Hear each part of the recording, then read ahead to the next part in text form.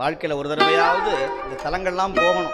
நால்வர்கள் 4 திசையும் போனாங்க தமிழ்நாட்டில். அவங்க பாதம் படாத இடமே கிடையாது.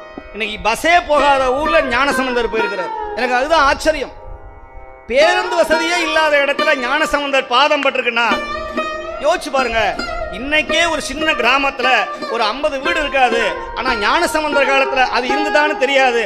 அப்போ தெரு தெருவா போய் அவர் என்ன காலில் செப்பல் போட்டிருந்தாரா, கொடை பிடிச்சிட்டு போனாரா, டிராவல் பேக்கு கொண்டு போனாரா, இல்ல எங்கேயாவது ரூம் போட்டு தங்கினாரா? யோசிச்சு பாருங்க. எங்க சாப்பிட்டுருப்பாங்க? இதெல்லாம் நம்ம கற்பனைக்கு அப்பால பார்க்கணும். ஆனா இன்னைக்கு நம்ம சொகுசா போய் இறங்குறோம். ட்ரெயின், பஸ், ஆட்டோ, டாக்ஸி, அங்கங்க போன் பண்ணி சாப்பாடு ரெடி பண்ணுங்க, தங்கறதுக்கு ரெடி பண்ணுங்க. இத்தனை சௌரியம் நம்முடைய திருமுறை, நம்முடைய சைவம், நம்முடைய சிவபெருமான் நம்மளை அழகா பார்க்கிறார்.